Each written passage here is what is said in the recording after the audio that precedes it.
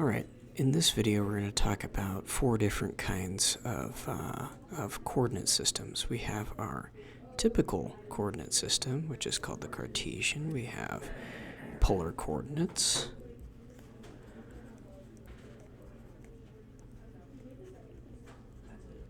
We have cylindrical coordinates.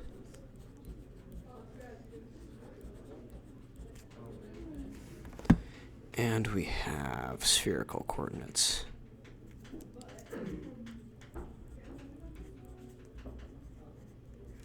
Okay. So what do these different coordinate systems look like? Cartesian, we already know what it looks like, right? We're just going to portray this in 2D for the first drawing, right? So you have your x-axis and your y-axis, and any point in the system has a x value and a y value. This one up here has a different x value, different y value. Or actually, this point has the same x value, different y value. And that's written as x comma y. Alright, any function that we have on the Cartesian plane is represented as a function of x and y, right? F of x equals some function of x, something like that. Not that in particular, but something like that. Okay. Now, in 3D, it's pretty much exactly the same thing, except now we've added a third axis, x, y, z, and any point in this space has a distance from each plane. So along the x-axis, that'd be this distance right here. Along the y-axis is this distance right here, and along the z-axis is this distance right here. And you write that out the same way that you would have with the 2D, except just add another one onto the end, x, y, z. Great. Okay. Now, let's look at polar coordinates. Polar coordinates are a little bit more complicated. Well, actually, not necessarily more complicated, but they are different. Okay. So, like before, we have our x and y axes, right? Except we don't really care too much about our y-axis on this one. The only one that we really care about is our x-axis, and we'll get to why that is. So, any point on in this plane has two components in polar coordinates. It has r and theta. Okay, so r is the distance between the origin and whatever point that you're graphing. This is r. Okay. Theta is the angle from the positive x-axis, right? The positive x-axis, not the negative x-axis, not the positive y-axis, the positive x-axis to r. Okay, this is theta. Now, with a combination of r and theta, you can map out any point in 2D space. Cool. All right, so what do functions look like with polar coordinates? Polar coordinates are useful for graphing functions. Let's see. Yeah. Polar coordinates are useful for graphing functions that are circular. So, if we have a circle that, say, has a radius of 5. This is 5. This is 5. It's going to be a terrible circle, but it is what it is. All right.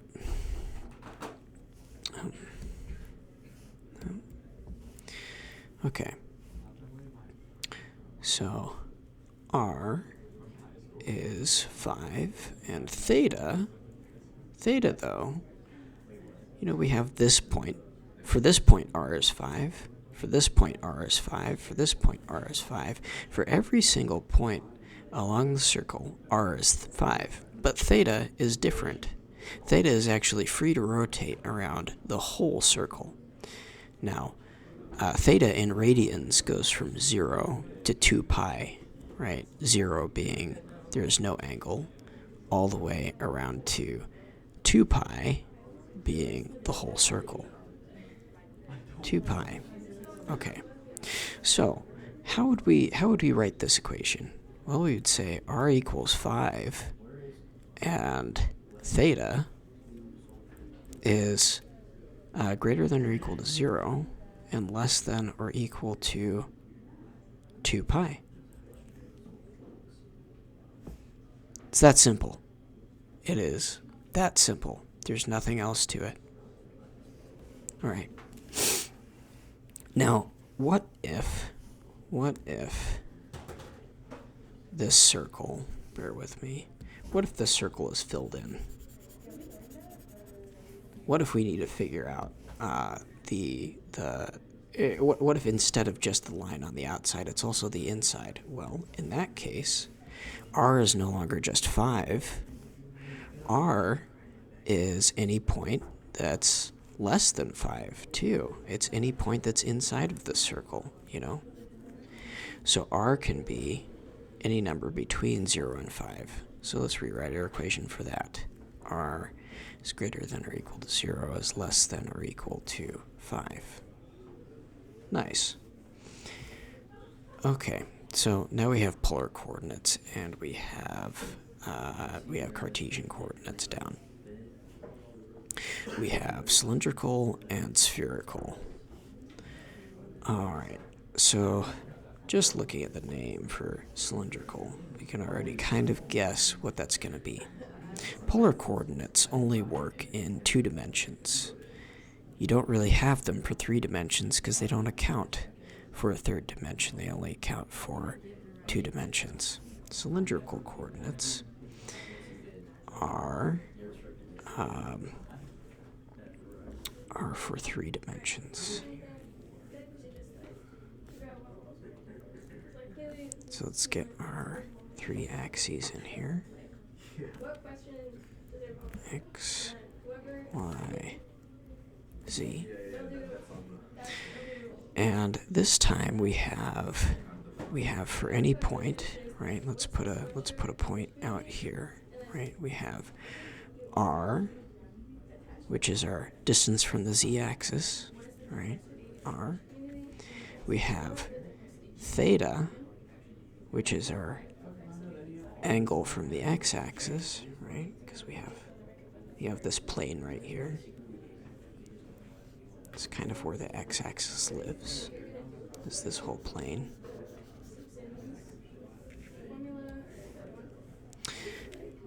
And again, this angle is theta. So far, this is exactly the same as polar coordinates. But the only thing that's different is that this point has a z component, right? Has a z component. That's it. It's that easy. All right, so let's look at some cylindrical function and define it using cylindrical coordinates.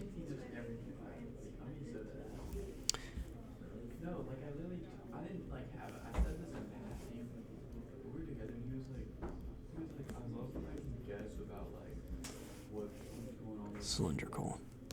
My handwriting is terrible.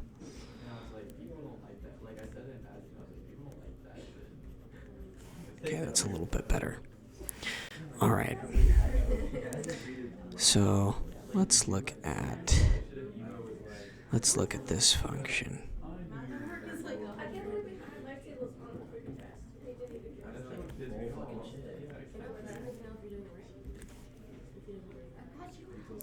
Let's say that we have a cylinder that goes down here. Actually, I don't like the way that looks. Okay. Goes from down here all the way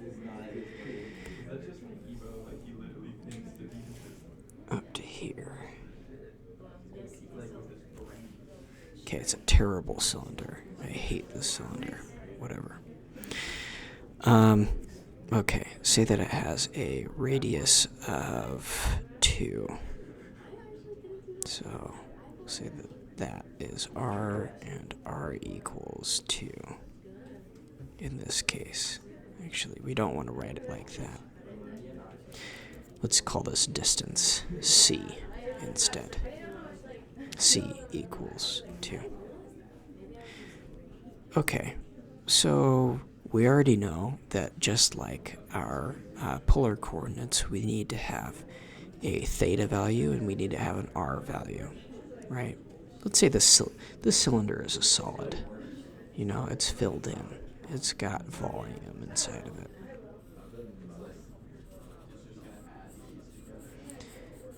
It's filled in on the inside.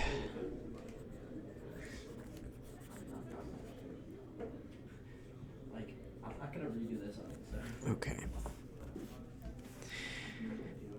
So, r is going to be greater than or equal to 0 because it's coming from the center, going outwards, right? And it's filling in all of the inside, every single point along there. All right. And then it's less than or equal to 2 because we know that that's how far the outside is away. All right. Now, theta for this one is going to be equal to, well, it goes from 0 all the way around. So it goes from 0 to 2 pi. All right. Now, let's say that the height of the cylinder is, I don't know, 8, right? Now, this is where the part for cylindrical coordinates comes in. This is what sets cylindrical apart from radial coordinates, is the z component. And z is just the same as it was before. It's just the z-axis. Of course, it goes from 0 down here all the way up to 8. Cool. Let's try to do a little bit more complicated of a function with cylindrical coordinates.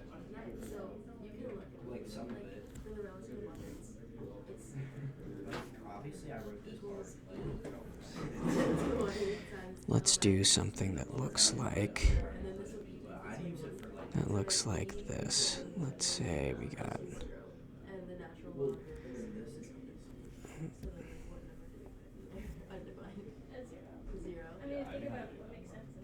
okay.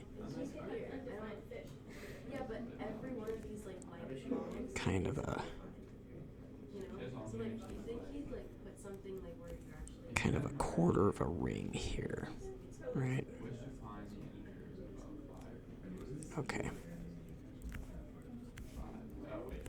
Okay.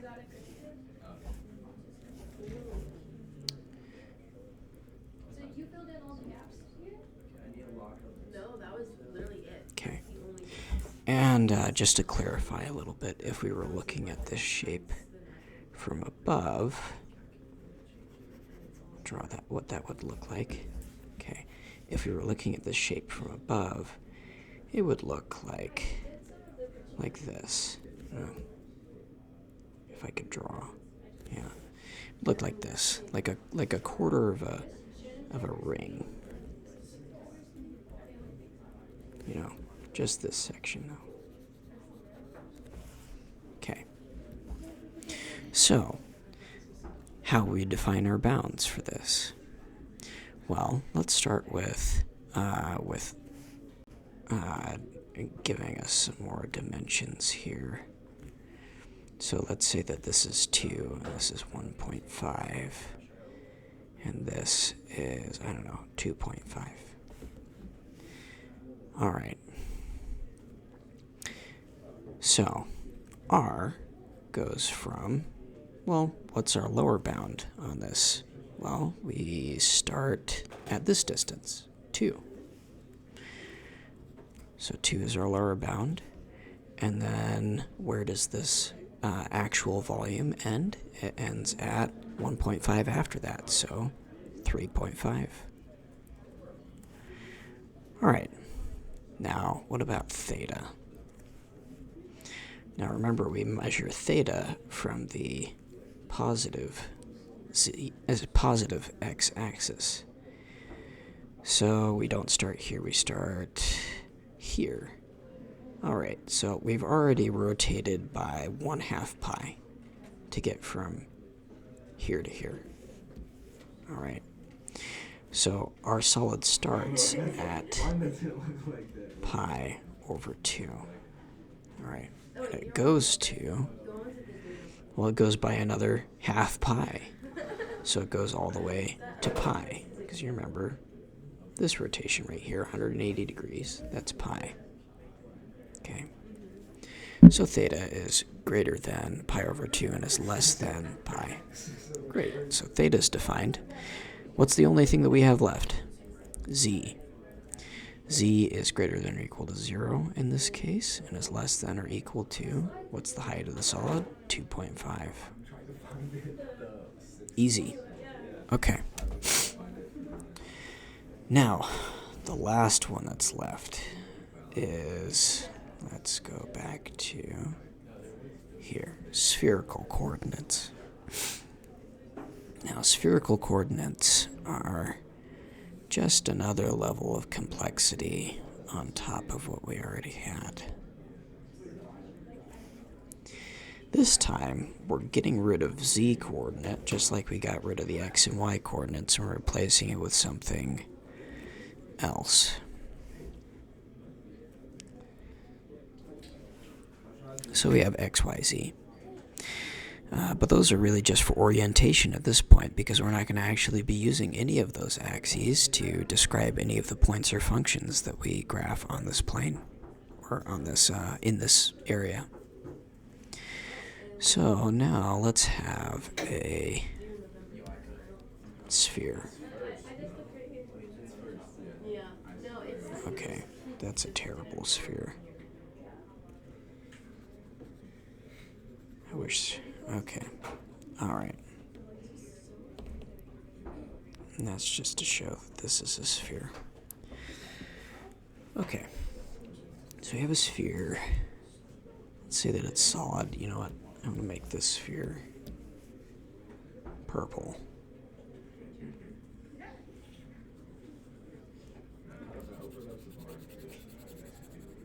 Okay. And inside the sphere, we have our measurements. So just like before, we have r, but r is only along the x and y axes, right? We described that before. R isn't going to be good enough in this case. We need something that can reach out in any direction, even that has, z components that can go, all the way out here, and describe this point or this point up here, right? So, what are we going to call this distance?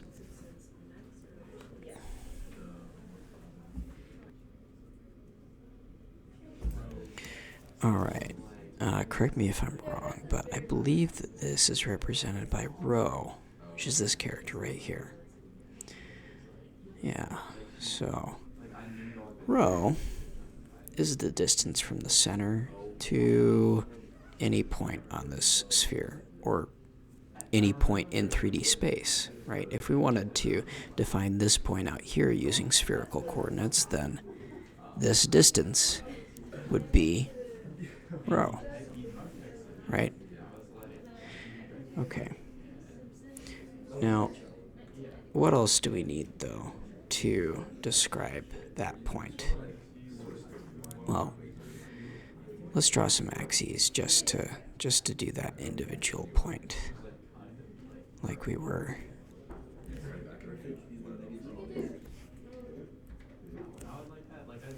Okay, so we got this point that's way out here.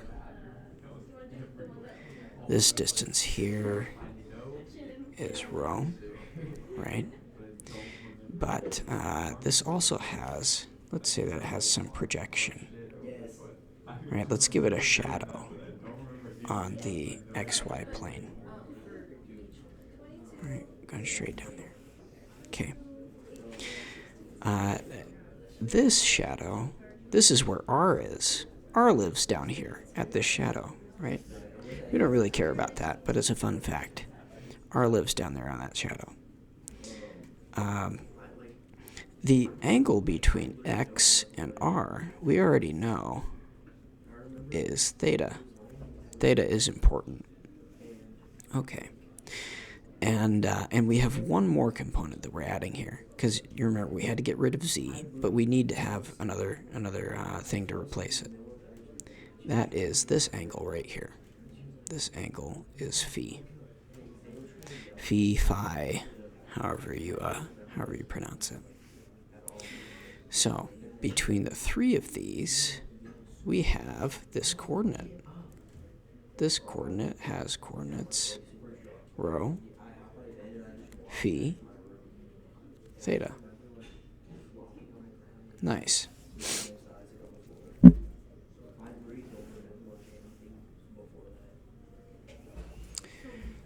All right.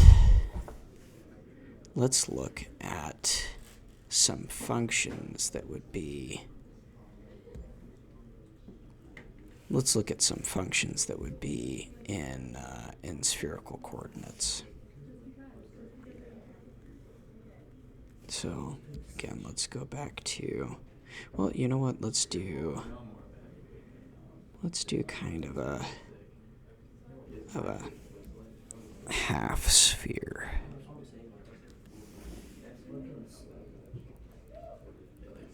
Yeah. Okay.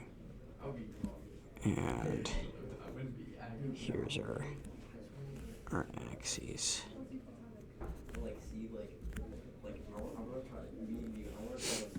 Okay.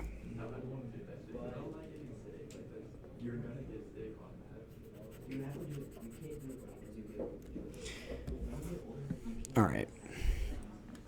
So this volume has rho, right? And let's say that the intersection down here is at 3, right? Okay, so rho is greater than or equal to 0 because it goes all the way to the center of the half sphere, this dome, right? And it's less than or equal to 3. And okay, let's define theta. Theta goes from x in this direction, and theta goes all the way around, right? Okay, so theta goes from 0 to 2 pi, full range. Phi, though, phi is measured from the positive z-axis. Not from the y-axis, not from the x-axis, not from the negative z-axis, always from the positive z-axis, right? Z-axis down. So we go from z-axis down, and we hit 0. Well, not 0. Well, we hit z equals 0 plane, but we hit pi over 2, right? That angle, that 90-degree angle, that's all that we get. So we go from phi is equal to 0 to phi is pi over 2. All right. And that's it. That describes this shape right here, these limits, if I gave you these limits, you would be able to draw this shape right here.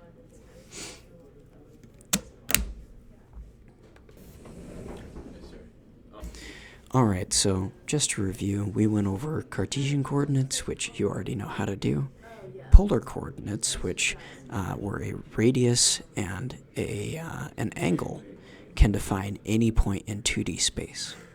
And then we went over cylindrical coordinates, where a radius, angle, and a z-coordinate can define any coordinate or any point in 3D space, right? And then we went over spherical coordinates, where a combination of two angles and a distance, rho, can define any point in 3D space. All right, I hope that was clear and it made a lot of sense. If it did, if this helped you out, leave a like, and if you'd like to see a video on anything else, leave a comment. I think in the next video we're probably going to go over actually applying these different coordinate systems to integration in double integration and triple integrations. So stick around for that.